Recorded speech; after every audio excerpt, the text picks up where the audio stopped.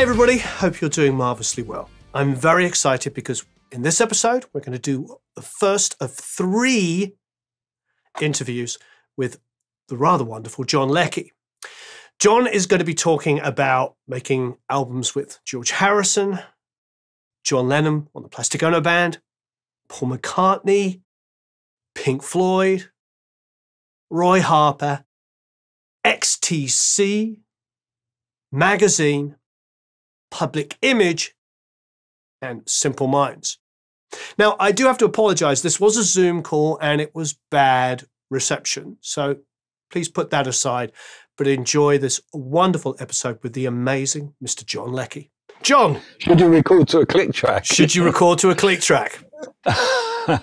My answer to that is not unless you really have to. You know, I'd use a click. I used to have this little metronome, hand metronome thing that I could measure the tempo in rehearsal. I just like measure a rough tempo of what we rehearsed. And I wouldn't record to a click, but when I got in to do a take, this would be my reference tempo. This is in the days before computers and Pro Tools and even drum machines or anything. I didn't want to have the band with a drum machine. I just wanted my own personal reference. So I worked really well for many years with a little hand metronome. And in rehearsal, I'd get my reference tempo. And then when I got in the studio, I knew that was the tempo for the band. So the band never heard it, but I would just like reference it all the time. Not unless you really have to. And then some people, of course, do it by matter of course, and some drummers, all drummers hate it, I think. I mean, maybe younger drummers are used to practicing with it, but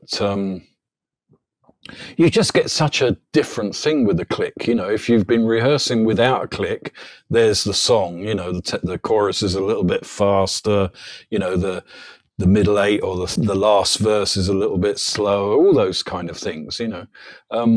Do you really need it? You know, did the Beatles use a click? Did Jimi Hendrix use a click? You know, no way. You know, I often go back with all the, you know, the greatest records of all time. You know, the greatest records of all time, there was 3 things. They didn't have a click track. They didn't have a guitar tuner, is the other thing, is that I was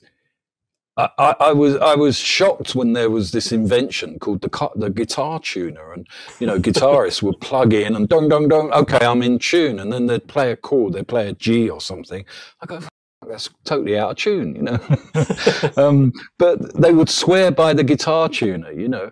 And of course, none of those, the greatest records of all time, whatever your 20 choices are, they weren't done with a click track. They weren't done with a guitar tuner. And they were probably done under marijuana or something. They were probably done under a slight influence of drugs, you know, not heavy drugs or anything, but, you know, they probably had a little smoke, you know, or something with whether it was the Beatles, the Stones, or, you know, all those greatest records of all time. And they probably weren't over rehearsed or edited, you know, like Led Zeppelin, you know, and they were probably all done after midnight as well. They weren't done at 10 o'clock in the morning, you know. So sometimes when I'm in the studio at 10 in the morning with a band that I've rehearsed with a click track and everyone's kind of fresh and ready to go, and I'm thinking, this isn't the way the Stones made their records. This isn't the way Zeppelin did it, or, you know. Given the way budgets and the amount of time we have to make records now, you know, which is obviously budget influenced, how do you feel like you have to recreate that? How can you make it so that the pressure's off and it's not... Because, you know, when I first started making records as a musician, you know, it was 6 weeks to make an album. I'd be amazed if a rock band gets 6 weeks to make an album now. Really? Yeah. Aren't records taking long? You're talking major records in big studios kind of thing. I think for rock bands, they're going in for basic tracking for a few days and then going back to like home studios or smaller studios and doing overdubs. But the days, you know, when we were able to stay in a studio for a couple of months and do it from start to finish. Well, that's how. Again, I haven't made records for a few years like that. I don't think I could do that. I mean, when I was making records in the 90s, the 2000s, you know, for instance, like My Morning Jacket. I did a record with My Morning Jacket. And it's funny because in the UK when you're dealing with UK record companies, it's probably all different, but I'm talking in the 90s or the 2000s. The UK record company, you would kind of pick 4 songs towards an album, and you would go in, and whatever it took, you would take that time. But when I was dealing with American record companies, you'd get the demo, and as soon as you said yes, I'll produce the record, they wanted to know when you were going to start and how much it was going to cost. And basically how much it was going to cost would include all hotels, all equipment hire, every eventuality, the mixing, right through to the mastering. How much was it going to cost? And so you had to prepare a budget for that. And I did that for quite a few American records, you know, whether it was Los Lobos or My Morning Jacket, which was for BMG at the time, I think. And of course, I didn't really know the band. I'd only had telephone conversations with the band. So I didn't know how good the drummer was, or whether anyone was a bit unstable, or, you know, what equipment you needed to hire. So all these phone calls would go. And like with My Morning Jacket, they said, we need a drum tech. And I'm like, what are you talking about, a drum tech? You know, we need someone there all the time to tune the drums, come in every morning and do that, you know. So all those things would get added on, and the producer would have to, that would all be part of the budget, you know. My hotel, you know, whether I have a car, per diems, the band, where the band have got whether the band were, you know, renting stuff, all those things. So how long it takes to make a record, you know, and again, I would do, if you're going to rehearsal, you know, maybe a week. Again, it depends how good the band are, how prepared they are, you know. And you can only take, if you're on another continent, you don't really know them. You have to take their word for it of how prepared they are. But I'd always have a week, 10 days rehearsal, a few days off, and then go in and look at recording maybe 2 or 3 backing tracks a day. So you got 10 songs, that would be like 7, 8 days, few days off, and then overdubs, and they would all be done in the studio, same studio. I mean, I did 2 records at Ayers Studios, which is out in Woodstock in Bearsville, which was beautiful, fantastic. And then we moved to Hollywood to what used to be called Cello. What's that called now, Cello? Yeah, I think it's back to United. United, right? Yeah. And I loved it there. It was great, you know. So again, we'd go there, and of course the band would have to come and be in hotels and have per diems and all those things.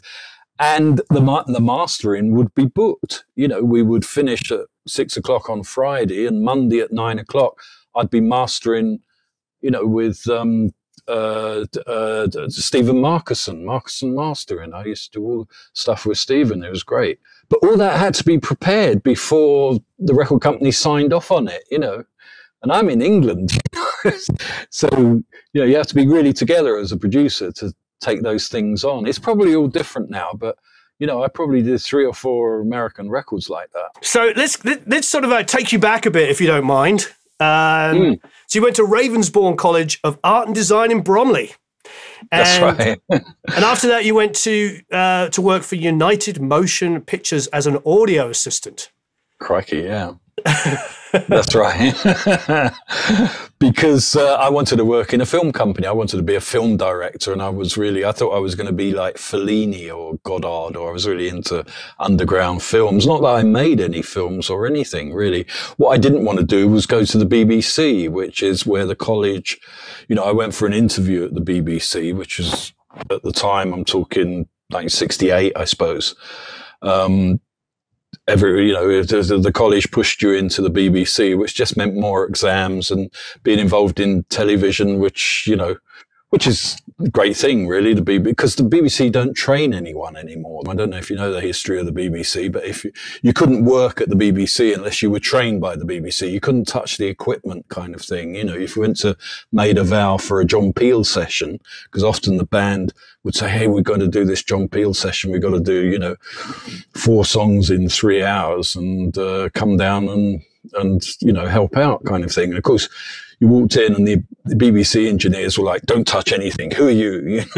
So yeah, I tried to get into film companies, and then I thought, oh my, what? And I couldn't get in the union. It was tied up with the film union. You couldn't really advance yourself or get any decent gigs. So I worked in a dub-in theatre, which was 16mm film, 16mm mags on sprockets and stuff. And then I just wrote letters to all the studios. I thought, well, I mean, basically it was Pink Floyd and Jimi Hendrix, really. I thought, well, hang on, I don't need to make films because I can see the films in the music, Beautiful. I could, it was psychedelic music. And I had this kind of thing where I thought, well, I know all about sound. I knew about film and camera and stuff. But I also knew I could work a mixing desk from college and knew about microphones and recorders, Ampex tape. We had Ampex tape at the college. And I wrote letter, and I also did a thesis on electronic music, and it was called The Art of Noises. And I've still got it. It was all handwritten, wrote everything out by hand, and just went through and also did diagrams. I mean, as well as the art of electronic music, I also did circuit diagrams. So, of course, at that time, you got to remember it was all valve, it was all tube, and transistors had only just been invented. So I was doing diagrams of signal generators, oscillators, and filters, but they were valve diagrams, and that's still in my thesis. So when I got I think I wrote about 5 letters to Decca, EMI, and EMI gave me the interview, and I showed them my thesis, and I got the job, really. And that was it, as a tape operator. So it wasn't as an assistant, it wasn't as a T-boy or something. You were straight in, and your job was to operate the tape, which meant you sat at the back of the room and you ran the tape. You didn't run around plugging in microphones. You did as a favor, but it was really the maintenance, the technical department that plugged in microphones. The engineer didn't plug in microphones. He would position the microphones.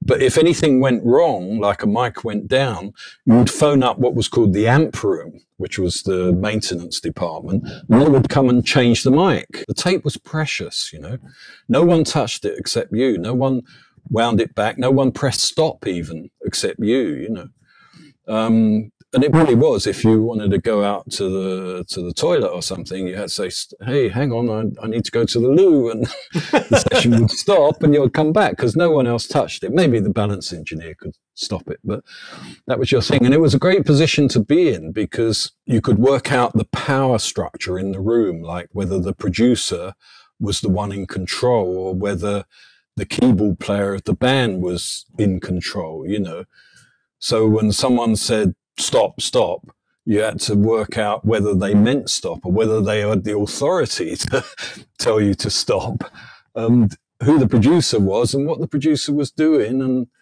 who was running the show and what was going on and what was best also to keep the session going, And, technically it was very easy. You could learn quite quickly what was going on.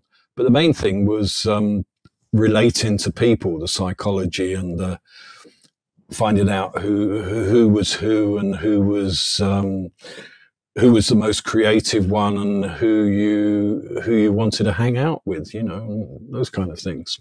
So you're working at United Motion Pictures as an audio assistant. I mean, what kind of stuff was coming in that you were recording in those days? We weren't really recording much. This was just a dub-in theatre, really. Oh, okay. So it was a dub-in theatre where there was voiceover, but you'd watch the guy doing the mixing. So as well as the projector, everything's on 16mm sprocketed film. And you'd load up maybe 3 or 4 or 5 reels of background music, effects, sync, lip sync, and you might have a narrator in the booth. And basically you would, at 6 o'clock, you would run the show. So it would all be, you'd run the projector and then you record on a master reel. The mix of everything, I see. So how did you transition from United Motion Pictures? Was Abbey Road in 1970? Did you come directly from United to Abbey Road? Yeah, I did. Yeah, amazing. And also, what's also amazing when I tell people is I'm not a musician. You see, I'm not a musician. I can play a bit of piano, a bit of guitar, but I was never in a band, and somehow I never mixed with musicians. None of my friends were musicians. I went to all the gigs. So from the age of 14, luckily living in London, I saw 2-3 gigs a week. I mean, from the Yardbirds at the Marquee to, I used to follow John Mayall and Eric Clapton, all the bands, Graham Bond Organisation, all the Pink Floyd, everything that was going on, Fleetwood Mac. We were always 3 or 4 gigs a week, and I was lucky to do that. But none of my friends were musicians, so it was funny because it wasn't until I got into Abbey Road I actually sat in front of someone. I wasn't in the audience, that I could sit next to a drummer and hear a drummer playing instead of being in the audience and those kind of things. So it was, and it's funny because I tell people that they kind of go, well, how come you're a producer and you're not a musician? And it's like, I don't know. I just got onto the musician headspace and I could communicate. Yeah. Do you feel? No, absolutely. I love the tape op stories. Yes. I love the tape op stories of understanding the sort of power structure and figuring how, especially, and I'd love to know more about the different mentors and different producers and engineers that you learn from as a tape op. But for a second, I just feel like what I hear you have the skill to be a listener. Because I think sometimes when I worked as an engineer, some producers I worked with got too into it and weren't able to remember that we're not making music for other musicians. And it feels like you brought that skill set because you're a fan of music and you weren't. That's right. Musicians tend to, I'm a musician, I get a little bit too carried away sometimes with the part. You know what I mean? And forget the overall. No, that's probably true. People say that as they say I'm the perfect listener because I don't want to pick up the guitar and play it, and I don't want to go to. I really wish I could. I feel sometimes I do feel inadequate that I can't go to the piano and suggest harmonies and those kind of things. When you're doing vocals, I can still communicate, like I can talk about chords and colors and the blues chord or something. I remember when I worked with Muse and quite young, Matt Bellamy and stuff, and he had this song on the first album called "Falling Down." I'm falling down, the down down, and he sang the lyric with a guitar bend, the down down down, the way Hendrix would do it, and I called it the blues song. And this lasted a few days. And he come up to me and said, why do you call that song the blues song? It's not blues. I'm going, well, it's got that bit in it that makes it blues. So it always be, and I forgot that, he's like 18, 19. And, he came up to me and said, Jimi Hendrix, what's so good about him? What should I be listening to? And you realize that, he hasn't heard that. He's never had that education of, he's never been... he's never delved into all that. He has now. I mean, I'm talking 20 years ago, but, so yes, I guess I am I'm a good listener, and I can also, is that what a producer's meant to be? Critical, and you also have to have the right approach of dealing with people, of sussing out so you don't step over the line and, people get angry and it's very sensitive in the studio, And again, that probably comes from tape op and watching people, how they, how day by day they change, as the day goes on as well, And, we're talking, long sessions. It's funny because when you're saying about how long it took to make a record, most of my sessions were 12-hour sessions, 12, 14-hour sessions, They weren't 3 or 6 hour sessions, We'd go in at 2 and come out at 5 or 6 in the morning, more or less every day,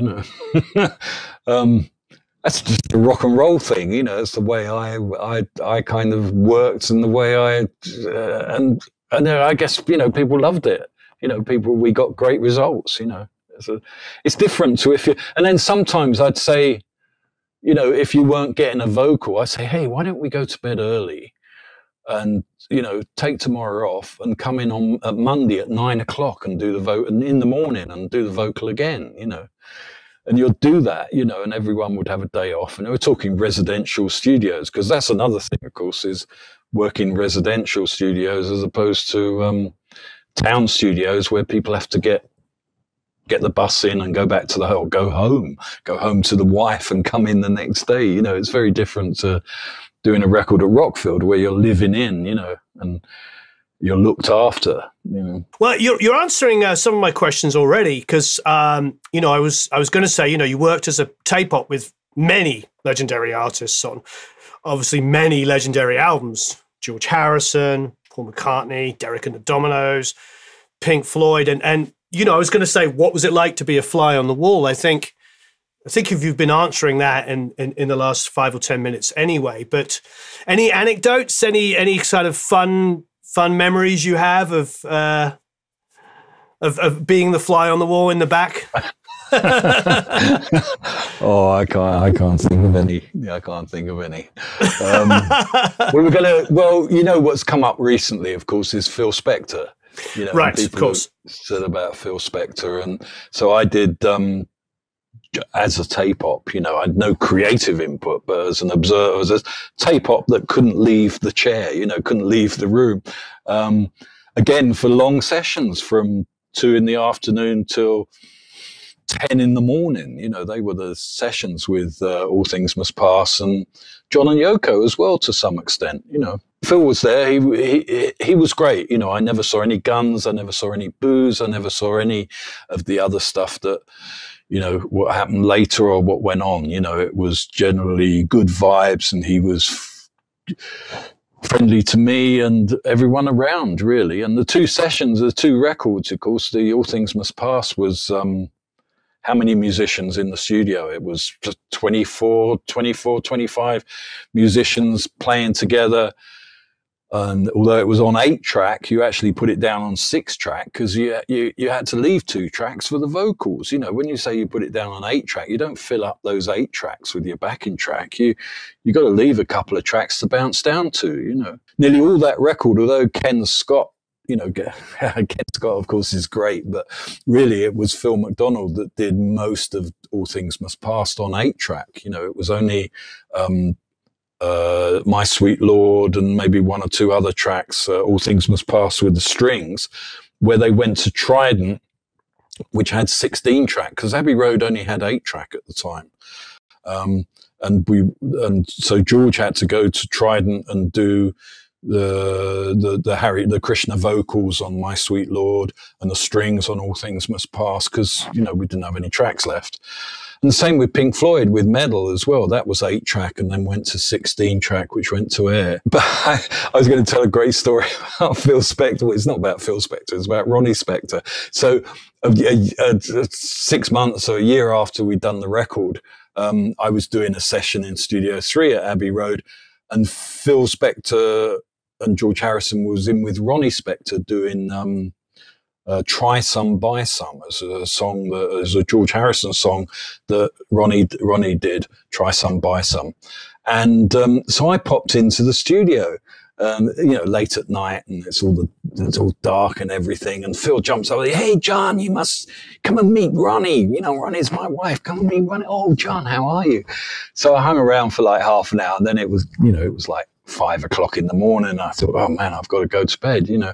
So I said, "I'm going now, bye." And Ronnie jumped out of the chair and kissed me goodnight, you know, put her arms around me.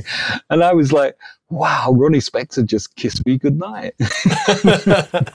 Phil was great, you know. He controlled all the session, you know, the musicians.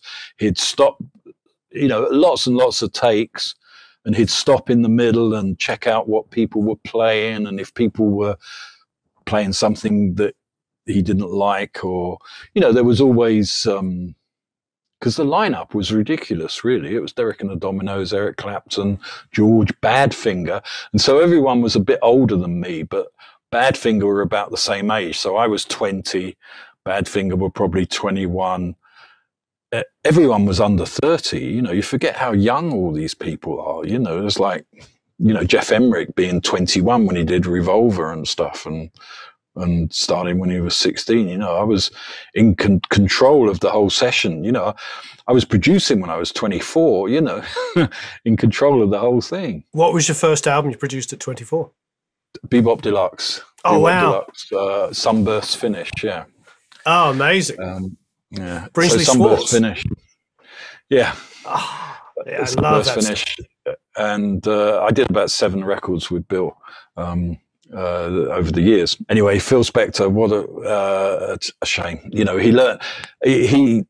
I guess he taught me a lot about musicians, really, and going for what comes out of the speakers, you know, however you achieve it, you know, however you get there.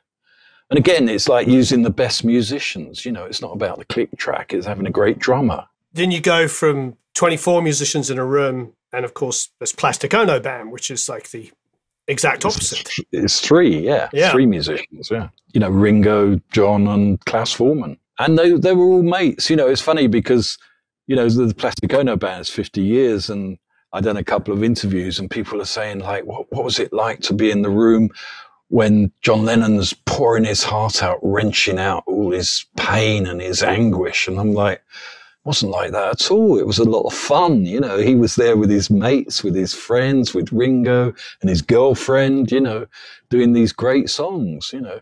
And, you know, it was a friendly kind of vibey, almost family kind of thing, you know. But I can't, you know, I was the tape op sitting at the back. I wasn't the, you know, I didn't have deep conversations with John and Yoko or anything like that, you know. You know, we'd acknowledge each other, but, you know, I didn't really influence anything that was going on. What was your transition into engineering? My transition, that's a long transition, actually, because you went backwards I would and forwards. always be, I'd still be, because I was employed at Abbey Road, I would grab any session that I could, and very often there were late night sessions that other engineers couldn't do. And probably one of my first one was with the Pink Floyd, really, because as I say, we went to, we recorded everything on 8-track on Meddle, at Abbey Road, and then went to Ayers Studios, transferred it to 16 and did the rest of the overdubs. And Peter Bown, who was the engineer at Abbey Road, when we got to Ayers Studios, it was all totally different. For a start, it was 16-track, and it was Neve mixers, and we'd only really worked on EMI TG mixers, you know, so the Neve mixer was a beast, you know. And Pete kind of basically looked at it and said, and I was all young and keen and plugging things in, and Pete says, you seem pretty good here, John, you carry on, I'm going back to Abbey Road. So left me with the Pink Floyd. And so I did all the overdubs on Meddle and Echoes, and I never mixed it. It was mixed at Morgan, but we did all the, I sat through all the backing tracks and then recorded all the overdubs, the guitars, the vocals, all the crazy effects that were going on. One of these days, cut you into little pieces, echo bass, household objects, where we messed around with beer bottles, wine glasses, aerosol for hi-hats, tearing paper, tearing newspaper to create something, and then making a tape loop, you know, I mean. Wow. So we did all those things, yeah. I got to be honest, all my hairs are standing on. I mean, Meddle I've probably listened to, you know, 4.5 million times. I mean, what a masterpiece of a record. I suppose, you know, you just touched on, you know, that obviously we just went through the 50th anniversary of Plastic Ono Band, and I know what you were saying when you were saying people were asking about how crazy it was because Lennon was famously doing the primal scream therapy, and everybody talks about that record, you know, pouring his heart out. So when you're on a record, especially when now you're an engineer, you're engineering Meddle, you know, which is a massively influential record. I mean, you're very aware of how influential that record is. But at the time, I mean, you know, it's your job. But I mean, there must have been a sense of like you're working. I suppose at Pink Floyd at that time were successful, but they hadn't obviously done Dark Side of the Moon, so they weren't like international megastars. But yeah, they toured the States. They'd been to America. They'd come back and they started Meddle. But of course, the record before Atom Heart Mother was well weird, you know, they kind of orchestral, and it was very strange. So they were searching, and they'd done Gamma, which was every member did their own track. You know, there was 4 tracks, and each member did their own track, solo kind of thing. So they'd explored all these different things. But you know, they just got better, and it was the time, you know. Roger and Dave they weren't arguing probably as much as what they got on later. No, it was great, you know, and it was all held together really by Rick Wright and the keyboard, the chords, you know, the big thing with the Floyd, as per their last record, what's it called? The Endless Sky, I think, you know, is those Pink Floyd chords that he played on the organ or the piano, you know. And of course I'd seen the Floyd at gigs at, UFO Club London, at a London Free School, and different colleges. You know, they were just a band that played Twickenham Tech College, you know, on a Friday night, or not even on a Friday night, on a Wednesday night or something, you know. So after Meddle, I don't know if I'm going to get chronological order. This is actually a personal favourite of mine, Roy Harper. I'm a huge Roy Harper fan. Yeah. Well, when you said about becoming an engineer, Roy gave me a lot of opportunity, really. So I would get onto Roy Harper sessions, and that's really how I started engineering, because very often there wasn't a tape op, because the sessions would go on late, and maybe the tape op would go home at 10. And I would be the engineer, and I did 9 records with Roy. One man and his acoustic guitar, you know, what can you do with that? You know, lots of overdubs, no guitar tuner, no click. I wish we had a guitar tuner. I wish we had a click track. Because Roy couldn't play with a drummer because he was a solo folk person. You know, as soon as you got a drummer in, Roy would drift off. He didn't know, and the drummer go, "You just play, and I'll follow you." So was that because Abbey Road, EMI, Harvest was obviously the label for Pink Floyd and Roy Harper. So That's right. So it was just kind of, oh, well, you're on our label, you make records at our studios. Everything at Abbey Road in the 70s really was EMI artists. You know, it was really, there was very few independent artists, you know, that came in. But it was all EMI artists. And of course the underground bands, whether it was Roy Harper, Kevin Ayers, Edgar Broughton Band, all these people, you know, even Third Ear Band, you probably know them. All the hippie underground bands were on Harvest. And in a way, they were the sessions to get on because they were much more creative, they were looser, and they were more people that thought like me, you know, they were the people I wanted to be with. And, you know, and at Abbey Road, of course, you also did a lot of records with what we might call the straights. You know, you also did records, classical records, and Mickey Most. I learned a lot from Mickey Most doing records with him, you know, which is Mickey Most is Susie Quattro, Mud and CCS and various other people. He'd come in. Mickey Most was independent, so he was paying for everything. He was paying all the musicians and the studio time. And he'd come in at 10 o'clock on a Monday morning, 10 till 1, and you'd have to do 4 songs in 3 hours with a 20-minute tea break for the musicians union. In 3 hours, you had to have a 20-minute tea break. And in those 3 hours, and sessions started at 10, which meant you had to be ready to record at 10. You know, it didn't mean you wandered in and plugged in microphones at 10. You had to be ready to record. And very often by 10:15, you got the first song down. You know, the first song was done at 10:15. The drummer wouldn't show up until 5 to 10, you know. And these would be big setups, you know, guitar, bass, drums, piano, Hammond organ, conga, percussion, trumpet, trombone, sax. The sax player was switched to a flute in the solo. All these things were going on. And sometimes, you know, with the lead singer, we used to do Ken Dodd. I mean, I don't know if in America, of course, Ken Dodd. Know Ken Dodd. Yes, who the Potty Men. Hits. Yes. Yeah, but no, he had a lot of serious hits, didn't he? Yeah, he did, On the One records. Happiness. But those sessions were great to get on because they're a big setup. And again, it was 4 songs in 3 hours with a 20-minute break. And it was like a full orchestra with Ken singing and the Ladybirds, the back of 3 girls in the booth doing the backing vocals. And in 3 hours, you had to get those 4 songs down. In the afternoon, you'd mix and maybe do something. And next week, it was Top of the Pops. It was #1. It was the same with Mickey Most. You know, you do those on a Monday, and they were Top of the Pops on Thursday. A week later, they were top 10. You know, they were in the charts. So was this Mickey Most? Was this all like Chinny Chap stuff? All the Shawaddy Waddies, all of that kind of stuff? Susie Quattro. Yeah, but Mickey would produce and run the whole show himself. Right.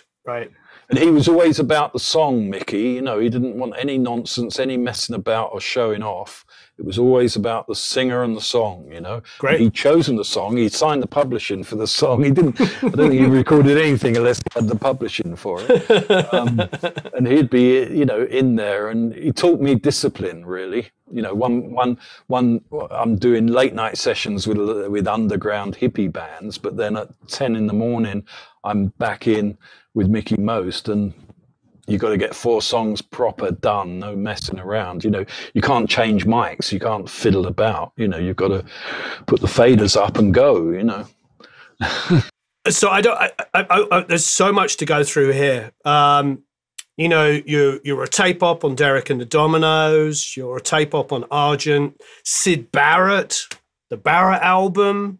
Syd was, well, you know, he didn't really communicate. You know, he'd do his songs. You were lucky to get a take all the way through. Roger and Dave were there helping. You know, Roger Waters and David Gilmour were producing and putting things down. And I think their main thing was they would try and get a take of the song all the way through and then put the bass and drums on whatever Syd was doing. So it was, you know, pretty chaotic stuff. And I don't really know what to say about Syd. I never really had a conversation with him. What I do remember is that every day he came in, he had a different girlfriend. And they were always beautiful, you know. We were always like, Syd, he's a different one again. McCartney's first record? Yeah, I was just a tape op on that. Yeah, that was one of the first things. Although I did engineer, because no one else, can you believe this? No one else at Abbey Road was around. And I engineered High, High, High, the single, we're going to get high, high, high in the midday sun. I remember that single, which was banned by the BBC, and, you know, it wasn't on an album. Yeah. And the B-side was Sea Moon, a track called Sea Moon, a kind of reggae kind of thing, which he'd done at Morgan. But he came in with the whole band, which was Henry McCulloch and Denny Lane and people, and did this song High, High, High. And they were high, high, high. They just come back off tour, and, you know, it went on for days. And I think someone traced it, and I think we did 63 takes of it or something.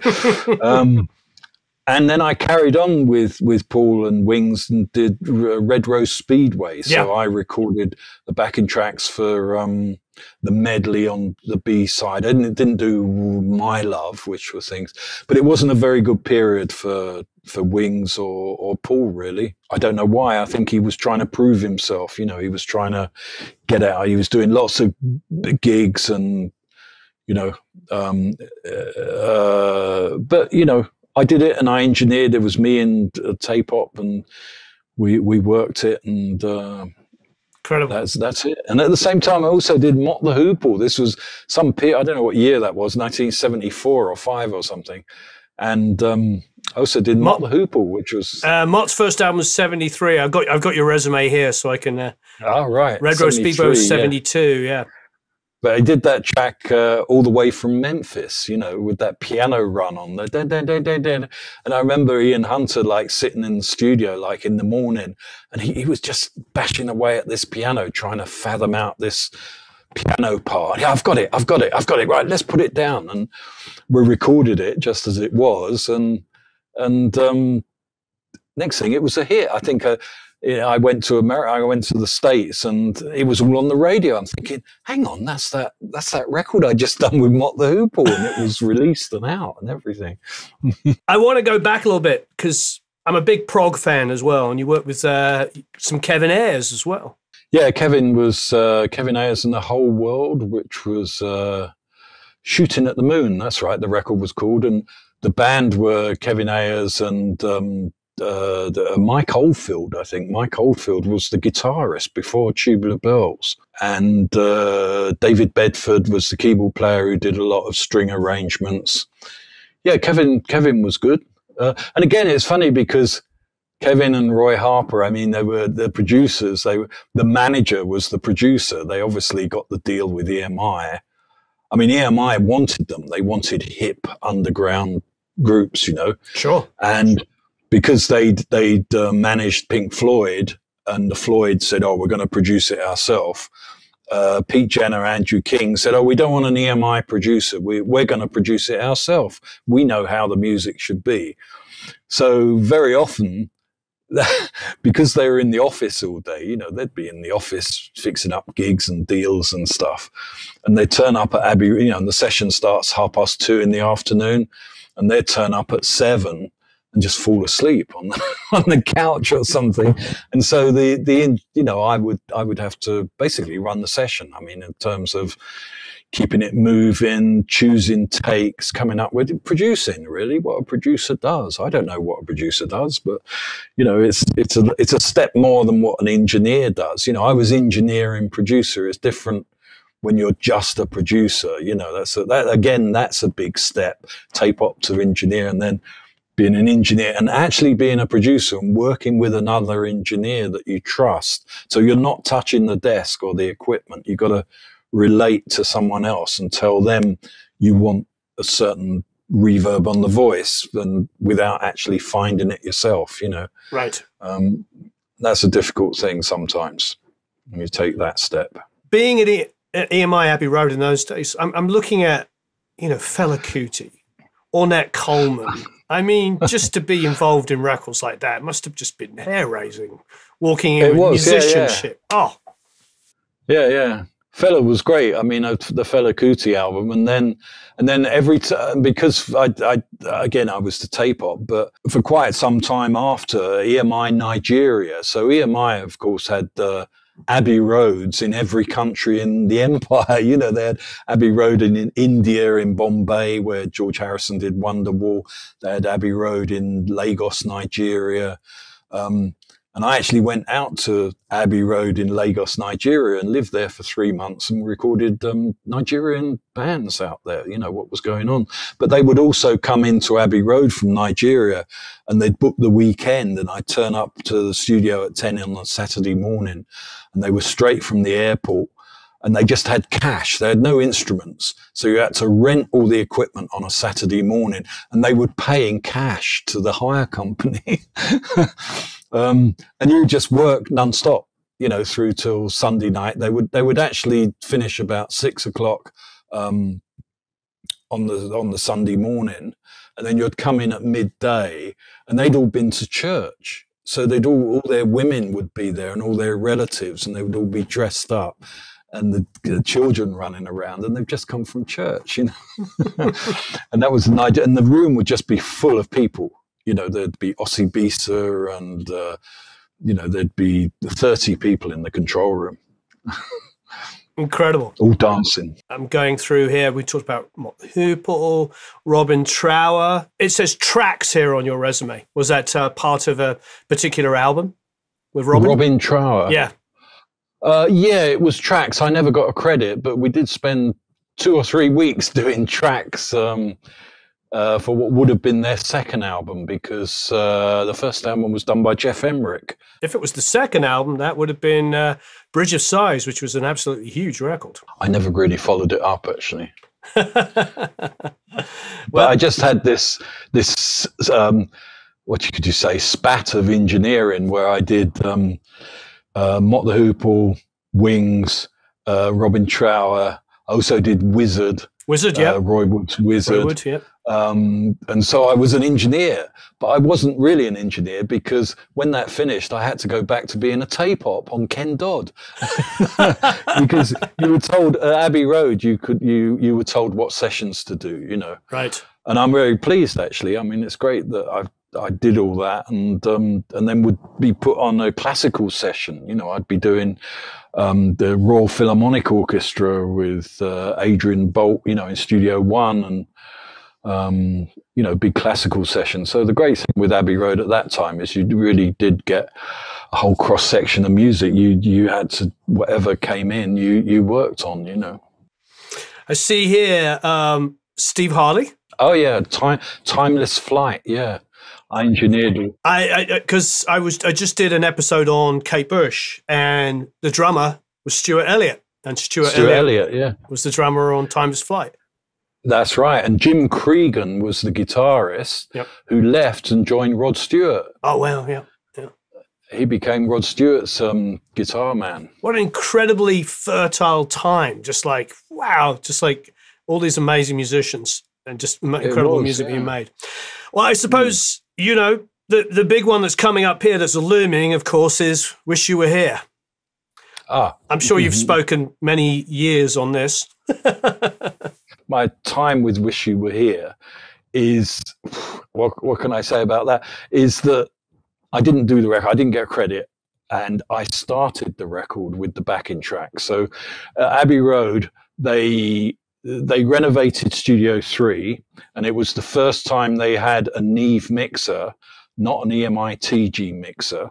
So it was the first time there was an outside mixer being installed, and of course, it's called an AMS Neve, and actually, Paul Epworth has that mixer now. Paul Epworth at the Church Studio has that mixer, but it was a giant, what is it, 1084? Is it 1084? The monitor sections were 1073. It's 24. I don't know how many input it was, but it was a huge L-shaped mixer in a new control room. And we plugged it all in. The Floyd were due in on the Monday, and on the Friday evening at 6 o'clock, we finally powered up the desk, and it didn't work. It hummed and all sorts of things going on. No. So, they stayed up all night, and we fixed it anyway. And I was due, because I'd been working with David Gilmour on the Sutherland Brothers and Quiver. There were some tracks that he brought in that I mixed, and some solo things. So, you know, I was kind of booked to do the album. I set up and we recorded "Shine On You Crazy Diamond" was the first track we recorded as a backing track up to, it wasn't the whole song, it was the first part of it. I think there's a breakdown part in it. But yeah, after, you know, a day or two getting the sounds and the layout and getting everyone, you're talking the band playing all together. This isn't the drummer playing to a click track or something. You know, it's the four musicians playing as if they were on stage. I don't think they'd ever played "Shine On You Crazy Diamond" on stage before that time. So there was a few takes and they did it. And anyway, one day I get into the studio early and this guy turns up, and it's Brian Humphries. And hello, I'm the Pink Floyd's engineer. And he'd spent, and they never told me that someone else was going to come and engineer. And Brian had been their live sound engineer.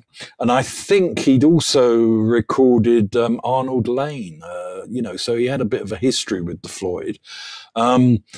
And he came over, you know, he turned up and said, "I'm the Floyd's engineer, so I'm going to be taking over."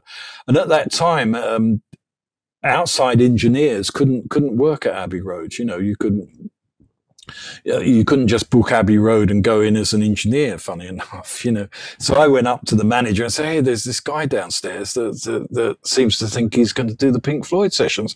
And they all came storming down the manager. "Oh, you can't do that. Who are you?" You know.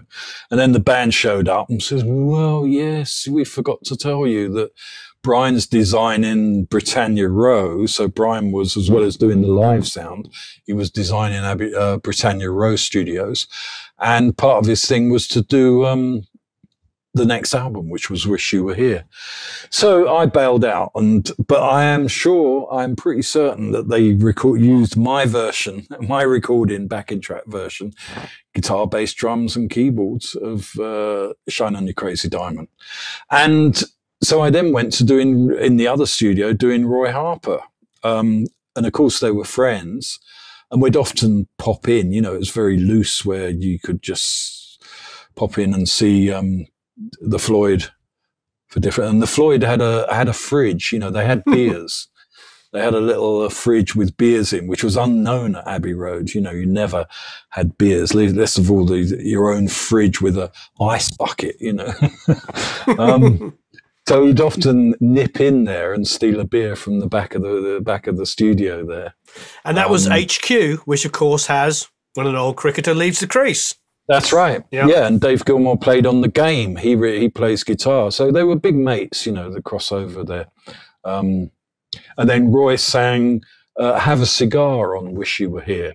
He sings there's only 4 songs on the record, and Roy sings one of them.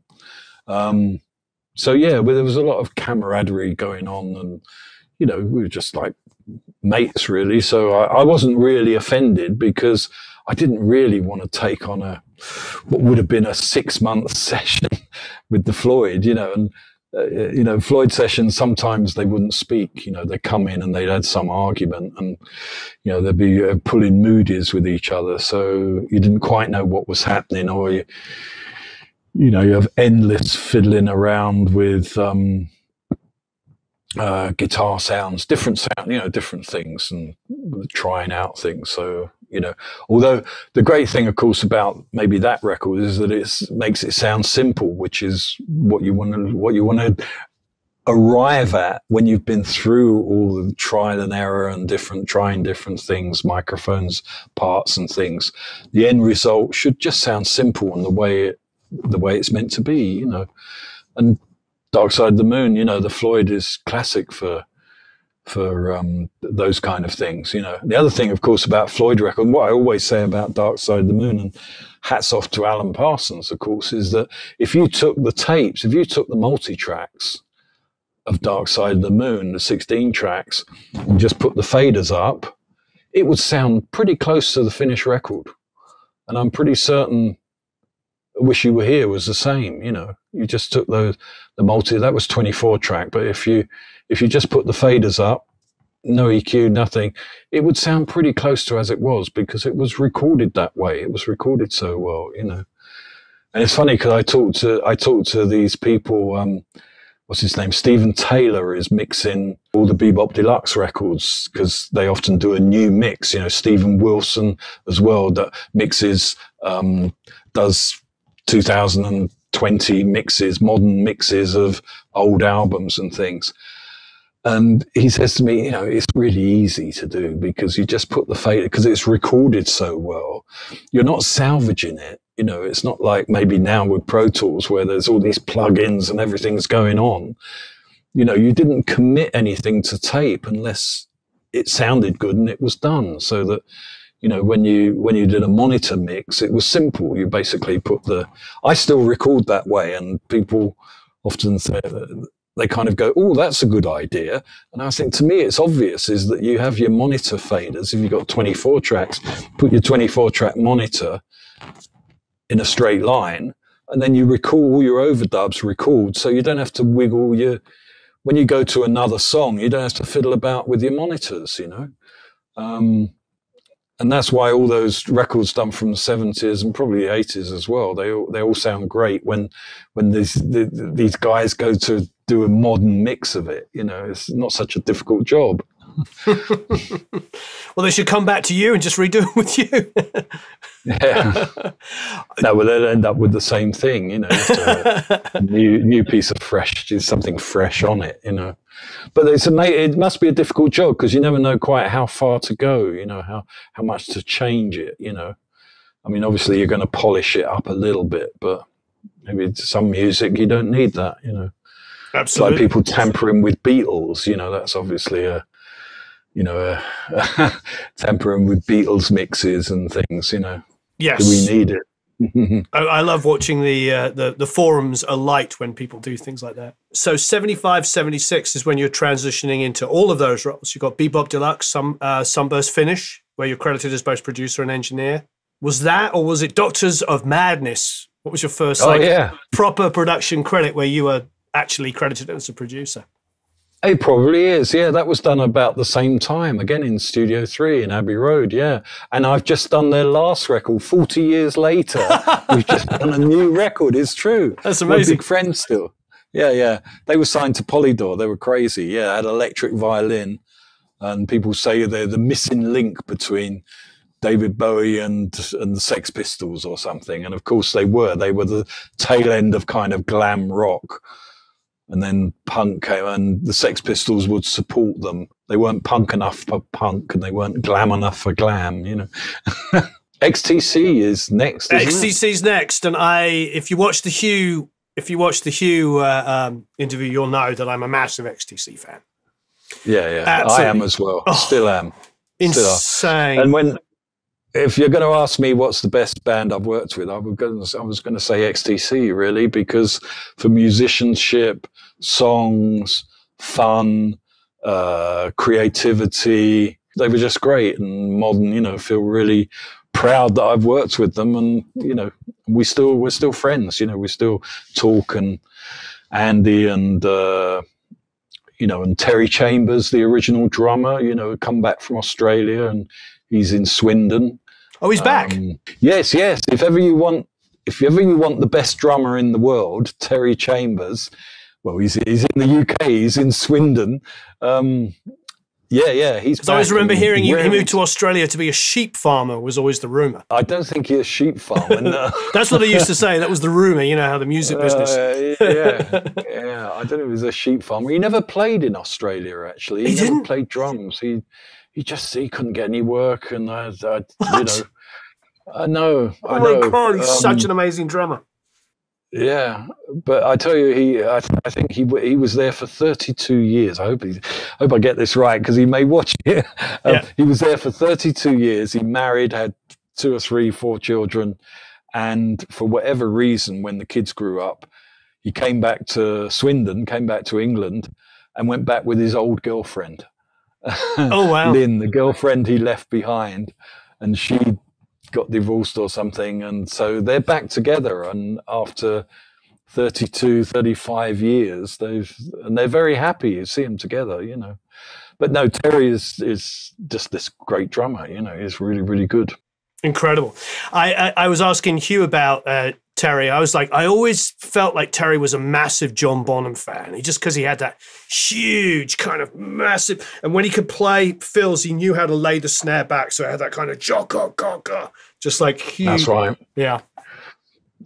He's still like that. Yeah, he's just a proper real drummer, you know. That's his job, as he says. What do you need a drum machine for? I'm the drummer. That's my job. Amazing. White music and go-to. Yeah. Did you sort of like, because the thing about XTC is like, those of us that are huge fans like yourself, you could hear everything always bubbling under. It always felt like they were of the time. They were making records like to be successful, but you knew underneath the surface, it was slowly coming out that there was so much depth there. You know what I mean? You could, well, obviously you're in the room producing them, you know much better than me. But as a fan, you could feel it. And they were always searching for the single. Well, you mentioned Jeremy LaSalle's, you know, I mean, Jeremy LaSalle's at the you signed them, Virgin. didn't Yeah, he signed them and was the was their man at you know, their A&R man. And what they really wanted was hit singles, as with all record companies, you know. And so Andy would write 12, 15, 20 songs, and Colin would write 4, and Colin's would be the single. So Andy would put all the work in, you know, and Colin would write Making Plans for Nigel. He would be much more focused and simple, and, you know, so Colin's songs were often chosen for the singles, and Andy's was a lot more involved, more for the head rather than the body, as it were. Right. Although I love This Is Pop. I mean, that's such a great song. But yeah, the musicianship with that band, that to me, I feel like as a fan, they're the perfect band because they played stuff. I don't know. It was just. They played so much within themselves, but you could tell there was so much going on. You know, being such a fan, sometimes it's hard to be objective about this. I mean, for you, what was the experience like? I mean, are they coming in with rough formed ideas? Did you go in and do a lot of pre-production before coming in? What was the sort of No, process? there was no rehearsal. Well, the records I did, there was no rehearsal as such. Oh, wow. There were demos which they'd done or Andy had done. I mean, this was White Music was much more punk rock, I suppose, than the later stuff. You know, no, there was not. They're very quick and very efficient in putting it down and very direct. And Andy Partridge he's a great impersonator, you know, with nearly probably every song he's ever done and every performance he's done. He's got in his head someone he's going to impersonate. And it's like, oh, this is going to be Brian Wilson, or this is going to be, okay, I'm going to do this. And he's great at mimicking people, even with the guitar, you know, and like he'd go, okay, I'm going to play like Prince, you know, and he'd play a Prince type thing, or needs to be more Tom Petty, so he'd instantly get a Tom Petty thing going, or something like that. And but no, he's they're just very creative, and history of rock and roll, you know, they're well aware of. I'm talking Andy Partridge, you know, Andy is very much the driving force, and Dave Gregory as well. Gregsy is the other guitarist who again is a great, devoted to guitars and guitar tone and sounds and music and notes, and can just, you know, pinpoint exactly an era in music or what's needed in the song. And Colin is just a great singer and a support person, you know. But again, he's got, you know, and they're all from Swindon. So I don't know if American people know where Swindon is. It's kind of Wiltshire, and they all speak like that. They all got that real kind of farmers kind of accent, and they all speak like that now, you know. And whenever I go and see them, it's like, wow, you know, I don't hear people. It's very local. You know, you don't hear people speak like that other than in Swindon, you know. I think they missed Terry, because all the records they did, they'd get in these fancy session drummers. And, you know, they get like Dave Mattox in. And it's like, well, hang on, you know, Dave Mattox is a folk rock drum. You know, he's Fairport Convention. He's not really prog. He doesn't impersonate other drummers, you know, the way all of XTC do. You know, that's their subtle kind of thing. And they always had money problems. You know, they got ripped off by their manager. Oh. They had tax problems and all sorts of things. And, you know, they signed up for 20 years for Virgin and never, you know, never recouped to make any money. Never recouped. And then they'd make a video, you know, and they'd do it and they'd say, oh, this is great. And then they'd have to do an expensive video, because, of course, they had their hits at the time of MTV, which meant they were spending, you know, £200,000 on a video for MTV.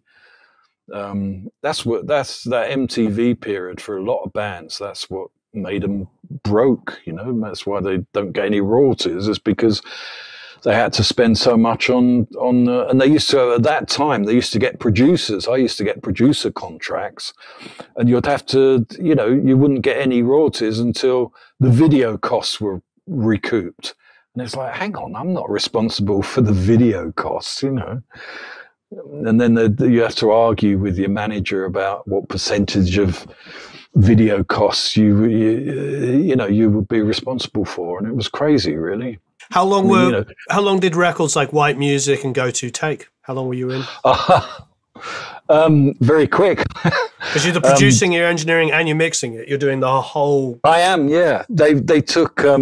Well, White Music was actually.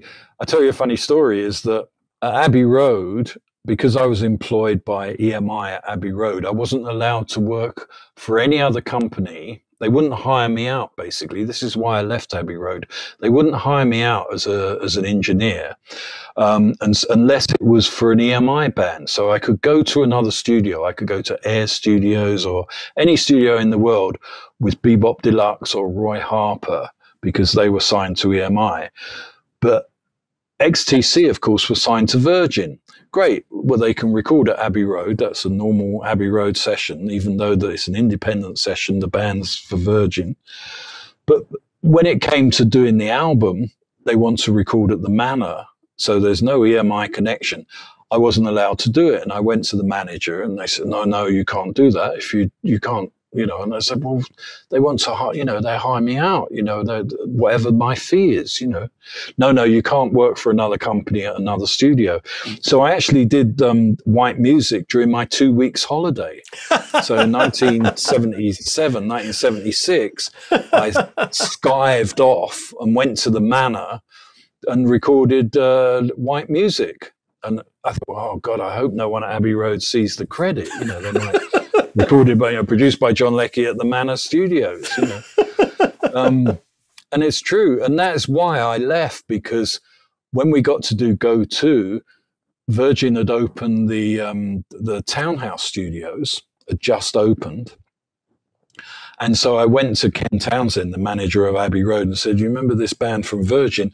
Well, they now want me again to produce the record. And during that time, of course, I'd been bringing independent artists in. Doctors of Madness were on Polydor. I did the adverts, which were on another company. And I was doing all this independent work that I was bringing into Abbey Road, but I still couldn't work for a non-EMI company at a non-EMI studio. And so that's why I left. And they said, no, you can't do that. And, we can't hire you out. That's not how we do it. You know, we've trained you and you can only work for us, kind of thing. So I left. And when I left, I had 3 albums in the top 30. I've still got it cut out from the NME. I had Bebop Deluxe, XTC, and the adverts. And I had the adverts doing Top of the Pops. It was like number 12 in the top 20. So I had 3 top 20 albums and a top 20 single. I'd produced and engineered. And EMI said I couldn't carry, I can't, if I work outside, they'll be fired. I said, well, blow this. So that's when I left. Yeah, interesting career move by Abbey Road there. I suppose it's... Yeah, I know. And now, of course, it's quite normal to... Yep. For house engineers to be hired out, but at that time, 1978, it wasn't they didn't get it at all. I had Simple Minds as well. I keep forgetting that I had Simple Minds as well. I did their first album at Abbey Road. What's interesting, I was looking here. You've got a Sammy Hagar credit in the middle of all this. Oh yeah, because he came to make a record at Abbey Road. That's right. It was called Red. Green ain't mean compared to red. Was the record was called Red, and he came to Abbey Road and with the band and all American producer. I think he was signed to Capitol. Again, it's an EMI connection, signed to Capitol. You see, came and I did that record, and then funny enough, I was offered a job by Rupert Perry at Capitol Records, as the in-house producer engineer. And I'd never been to the States before. First time I went to the States was in response to the offer of working at Capitol for Capitol Records. And I'd just done the Sammy Hagar record. I flew in, went to Capitol, and they said, hey, do you want to meet Sammy? You should fly up to San Francisco and see Sammy. And so I did that, and I'd never done anything like that, been whisked off in a chauffeur-driven car to the airport and flown to San Francisco. And I spent the day and the night with Sammy and slept on his couch in Mill Valley. And yeah, he was, I haven't seen him since. One day I'm going to go, hi, remember me? Oh yeah, kid, yes, I remember you. This period here, I'm looking at your resume here. This period here is absolutely insane. I mean, I know, I've worked non-stop. I mean, you got, non-stop. So if we hit 1978, we just did adverts and Sammy Hagar in 77, white music, Bebop Deluxe, Drastic Plastic. Now I'm looking here at 78. I've got XTC Go To, masterpiece of a record. I've got, looking at 2 Magazine, Touch and Go in Real Life, massively influential band. Simple Minds' first record, Life in a Day, another Bebop Deluxe. Then you've got Public Image Limited's first single, Public Image, which is, the birth of post-punk, like just, one of the best records ever made. Yeah, one of the best records ever made. And we're still in 1978, everybody. Then we got the Skids. And one of my personal favorites is you got Wilco Johnson in there. I'm a huge Wilco fan. Yeah. But I mean, what an absolutely crazy time to be making music. And there's so many genres in there. I recently did a video on Susie and the Banshees on Hong Kong Garden, which Steve Lillywhite came out in 78. And, at the time, remembering 1978, that was what we considered post-punk, because the Sex Pistols had broken up, but people now, they look at it from the past and go, no, there was still punk bands. It's like, yeah, there were still punk bands, but music was moving and changing so fast in the UK. It was like, it was ridiculous. You had punk bands for like 1 or 2 years, then you had post-punk bands, then you had new wave. I mean, I'm telling you, the person that made all these records, but it's just such a furtive. Did you sleep? Did you sleep much in those times? No, I didn't. I don't know how I did it, actually. For years and years, it was when I look at my old diaries, and it's just crazy from one thing to another. And, it's just work. And in all different studios as well. Because again, I've never had my own studio. I've never needed my own studio because I've always worked in great studios and chosen the studio, or even if the record company's chosen the studio, I'd go off to Oslo, to Norway, and did did 3 albums out in Oslo for some reason. And they're actually, and I go back to, and then, 20 or 30 years later, I get calls, people saying, you realize this record that you did in 1978 is the classic, it's the Norwegian Sergeant Pepper or something, everyone loves it. The band called Depressed they were called, kind of punk thing. But no, I used to just love going off to crazy places, and I loved going into studios with desks that I'd never seen before, like going into Advision and did Public Image on a Quad 8 desk. Quad 8. I don't know if you know Quad 8. Yeah, of course. Which is like chrome, American desk. In the UK, never seen anything like that. I think it was fantastic. And working on MCI and those kind of things, which are totally different to a TG or a Neve or something, and having to deal with people in foreign countries, and go to Paris and make a record. No one speaks English. The band, it's only the manager that speaks English. And you're like, and things that, Well, can we talk about Public Image? Because, I mean, that is, like, as you said, it's one of the most important songs of all time. I mean, it announced, I don't know, it was pretty incredible because obviously the Sex Pistols are like, everybody name checks the Sex Pistols as one of the most influential bands of all time, which is very understandable. But this it shook the whole industry up when it came out. What are your recollections of it? I know that's such a vague question. But My recollections are, so you said Wilko Johnson. So before that, I'd been at the Manor doing the Wilko Johnson record, which was for Virgin. Yep. And I'd left Abbey Road at this time. But I had a strong connection with Virgin. So I'd done this Wilko Johnson record, finishing on the Sunday night, and I think Friday night, Simon Draper, they phone up and they say, oh, John's left the band, but he's got a new band and they really want to get in and do this single. And we booked Advision Monday morning, Advision Studios. And I'm like, never worked at Advision before. And I'm doing Wilko at the Manor. I've been up all night for 2 weeks doing Wilko. Okay, I'll do it. I drive to Advision, central London. Big desk and big studio, and the band show up, and of course they're all drinking beer and swearing and spitting on the floor, and they're punk rock, proper thing. The best was John Lydon was the best, was the most well behaved, I suppose. Although Jim the drummer was Canadian, I think he was pretty well behaved, but the others, Wobble. Jar Wobble and Keith Levine were pretty obnoxious, really. And they just wanted it. And Keith Levine kept wanting to cancel the session, and he'd just walk around and sniff at stuff and go, yeah, I don't like this. Let's go home. Come on, John, let's go home. John's like, no, we're going to get this track down. We're going to get it down. He was, because I think he'd been in the studio, but the others had never been in the studio before, Yeah.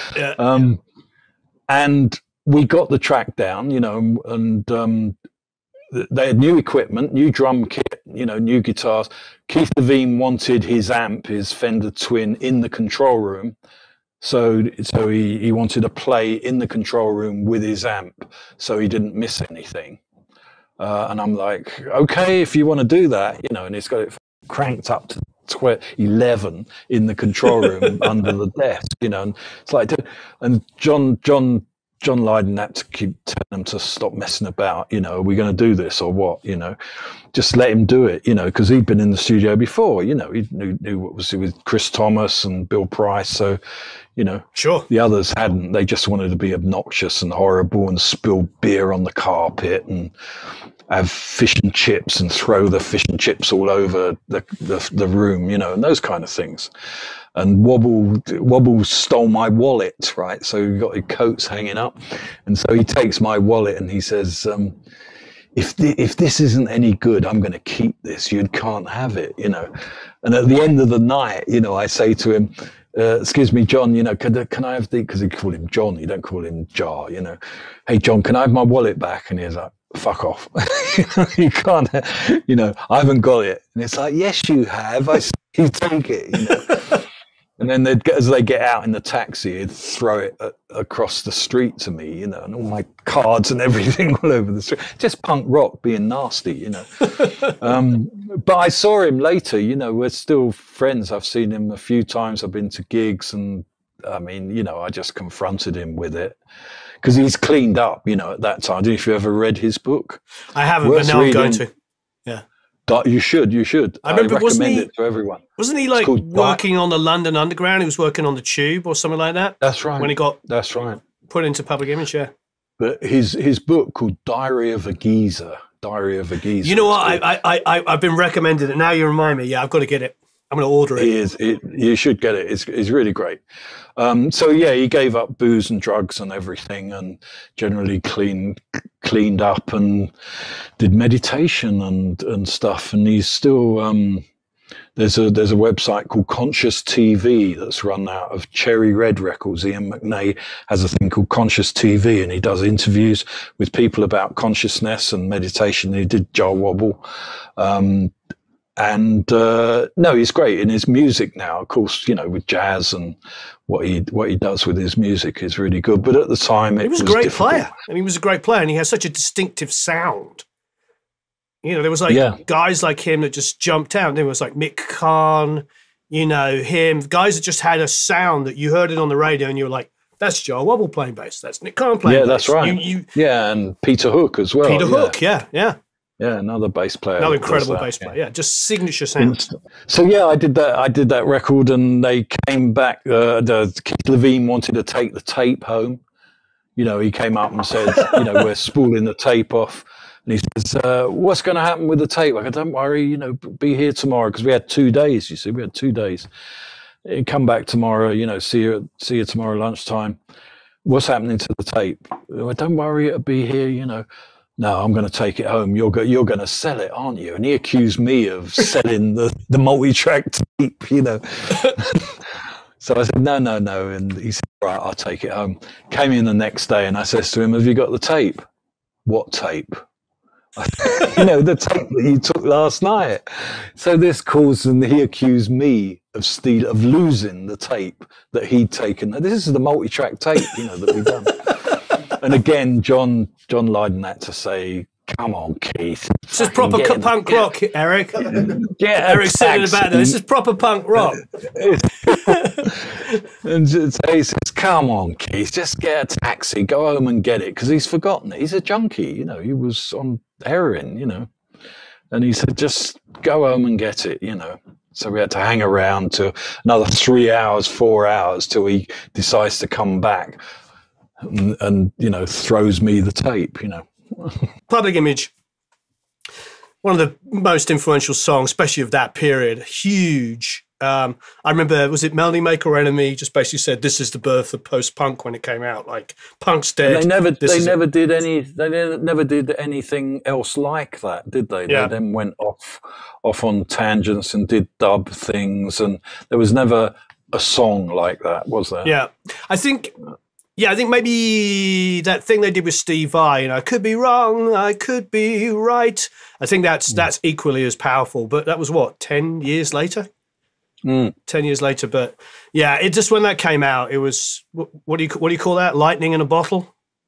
Yeah. That was definitely lightning in a bottle. It was such an important song. Let's go back to Magazine. Real Life is pretty darn important record. Not June 1978 that came out. Yeah, I saw them play in Carlisle at a TV show.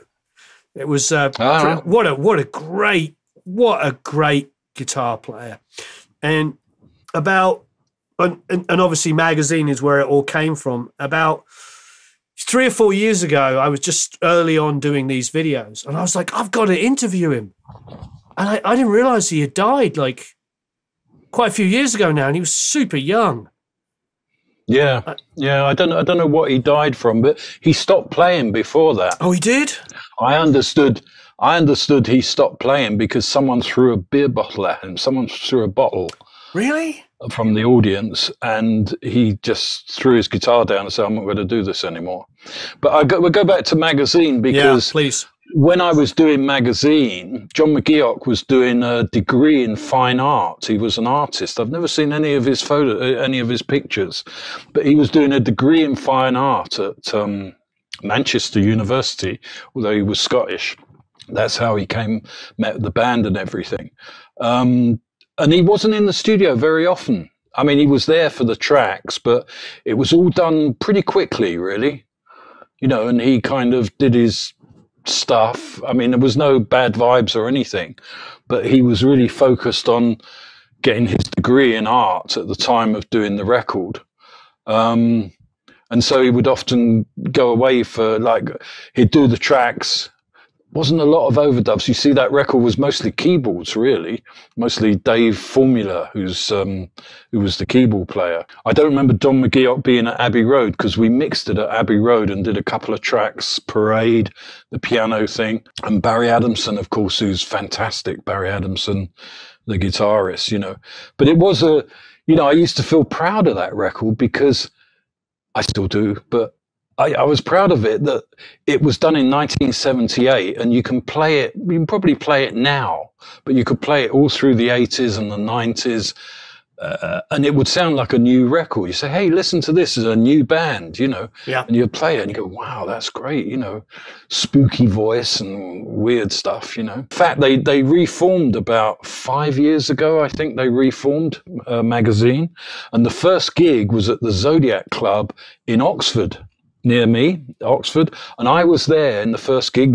The first song they did was The Light Pours Out of Me. I mean, wow. I don't know if you know The Light Pours Out of Me. Everyone should listen. It's so simple. And just as they came on stage and they come on, dun, dun, dun, dun, I get a tap on the shoulder and I turn around and it's Johnny Greenwood from Radiohead. So Johnny was behind me for the whole show. Wow. It was great. Yeah. And, and Howard Devoto, it was their last opportunity, because Howard wasn't really a singer. He was a poet and an artist, and, he didn't really, well, you can tell that he's not the greatest singer, but who else could deliver that material, those songs, and, that kind of menace that he had, Yeah. We did the record at Ridge Farm Studios on the Virgin Mobile. Oh wow! And it was because Ridge Farm at that time was just a rehearsal room. It was a rehearsal barn where you could rehearse, and it was a barn in South England near Guildford, I think. And they never had a studio or anything. But they had accommodation, so it was like bed and breakfast rehearsal place. And you could take the mobile, because that was a big thing. I even did the first Simple Minds record. I used to love the Rolling Stones mobile, so did a lot of records with the mobile parked outside the house. And I took the Rolling Stones mobile to the south of France and did the Bebop Deluxe Drastic Plastic record. Great album. But the Magazine was actually done on the Virgin Mobile, and it wasn't even the best mobile. So I'm trying to think, because later Virgin Mobiles became SSL, but this one they had a Rain Dirk desk. And I kept thinking, why are we doing it in this, demo gear, you know, but it was a Rain Dirk desk, which is a bit like, did Rain Dirk become Amec? I think they might have done. But yeah, it was recorded in the barn, and they'd already done Shot by Both Sides as the single. And here's a funny story. When we were at Ridge Farm, it was owned by a family, Frank and Turbo Sound. There were two brothers, Frank, I can't remember their surname. Frank ran the studio and his brother ran the PA company. And because they had a lot of space, and they had Turbo Sound, which for years was the biggest PA company in Britain. Well. Yeah. And it was all run from this barn in Ridge Farm. But the mother and father, the grandmother, the family lived there. And a magazine had done Shot by Both Sides, and they were on Top of the Pops. Mm-hmm. And they'd recorded it the day before, but they wanted to see it. So after tea, and we weren't allowed in the rest of the house. We never had a television, you see. And so we'd have our dinner. When the family had their dinner, they would clear the table away, and then we would go in and have our dinner. And so I say to Frank, hey, do you think we could watch the television tonight? Because the band are on Top of the Pops. He goes, I'll have to ask Mum. So he goes to his mother, and she says, no. No, they can't watch, they can't watch the television. I want to watch Coronation Street. You know? So finally, Frank talked him into it. He said, well, look, we don't have to watch the whole show. Just, I'll stand here. You can, and, when they come on, we can watch. So we all huddled around the doorway, watching them on Top of Pops doing Shot by Both Sides, And Howard, of course, if people don't know Magazine, Howard's a bit spooky. He's not as a person. He just he was the first, what could you say, bald person who looked... person with no hair that looked cool, Right. that I knew. But the music was just fantastic. The music and the vibe, the atmosphere, and, and Barry Adamson was always there on the bass, and all those keyboards, the ARP Odyssey used a lot, ARP Odyssey, CS80. We went to Abbey Road and mixed it all, and they did Parade. We did some other stuff there, yeah.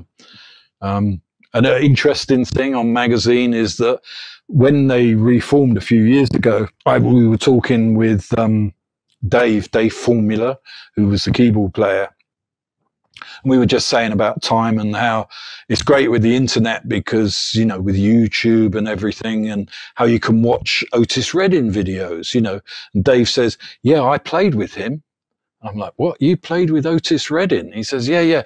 So Dave Formula, who I thought was a young punk sort of guy, a lot younger than me, turns out to be like 4 or 5 years older than me. And before Magazine, he played in a soul band called St. Louis Union. And he was in one of these kind of, I don't know, Georgie Fame sort of Rod Stewart, Steam Packet soul bands. And they backed up Otis Redding on this tour. And, and I'd always thought he was this like little punk guy that, and in fact he had this whole history before punk rock of playing keyboards, playing Hammond organ and everything. Yeah. So he's great. I just wicked him. I hadn't even thought about that, but yeah, he was born in 1946. So yeah, he would have been 20 in 1966.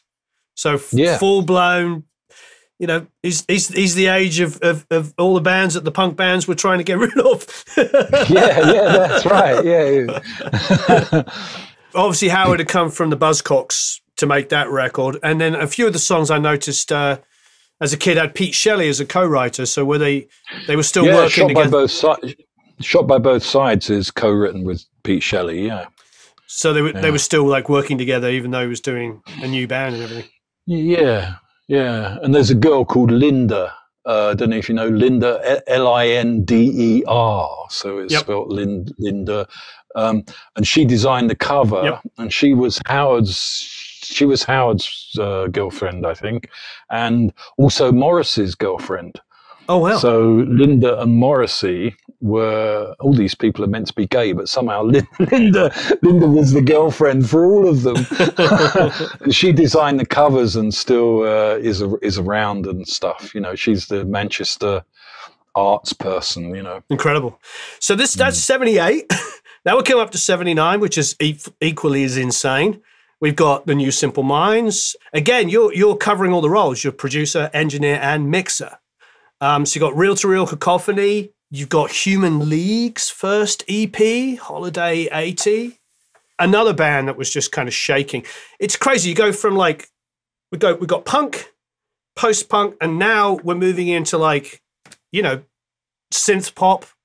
I don't know what we would describe, you know, basically the big birth of new wave. Yeah. Well, Simple Minds at that time were new wave, using synths and trying to, you know, from the German can kind of influence of what was going on there. And Human League was, they had a studio in Sheffield. Well, it wasn't a studio. It was just in a room, really. Yeah. And they had a Roland System 100, which had everything came from that. They had an Ampex 8-track. I think there was only 7 tracks working.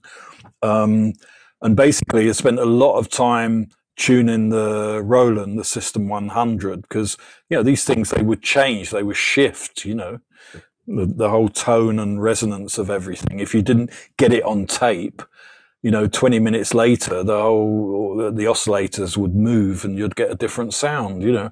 Cool. So yeah, that was all done with the straight out mono, really. It's just one plug, the whole thing with the hand claps and everything. And then there were keyboard overdubs and vocal overdubs. And I think I did 4 songs. We did a Gary Glitter song, rock and roll, like a little medley of rock and roll into nightclubbing, you know, nightclubbing. Iggy and Bowie, yeah. Phil Oakey had the haircut at that time, you know, he had the haircut that was really short on one side and really long on his shoulder on the other. And we used to meet, and he'd meet me at the bus stop. We'd take the bus together in the morning and they had to sit on the bus, and he had this crazy haircut, and all the old ladies would be looking at him going, "Are you okay? You know, did something happen to your hair?" I remember going to see my grandparents in London. Everybody would take the bus. I mean, it's very different. I don't know what the world's like now in London, because I obviously don't live there anymore. But you get on the bus. I remember seeing like actors on the bus. Who were the guys, the Redgraves and all this stuff. And on the tube, it's such a different thing. You know, it's a different world in those days. But yeah, I remember my grandparents, like anybody that had some strange haircut would be like, "Are you okay?" That's right, yeah. Yeah, well, my mum and dad, my dad spent his all of my life till the day he died telling me to get my hair cut. You forget that, you know, men with long hair was a very unusual thing in the, you know, even in the 70s, you know, I suppose. I think there's a quote. We were talking to Jimmy Webb the other day. It was a quote from him that I read, which I meant to ask him about, but I forgot, where somebody interviewed him and said, you know, "Were your parents proud of you?" or something like that. He's like, yeah. He goes, "But they always said, when are you going to get a proper job?" And he's like, "Mum, I live on the beach in Malibu." But when are you going to get a proper job? Yeah, that's right. Yeah.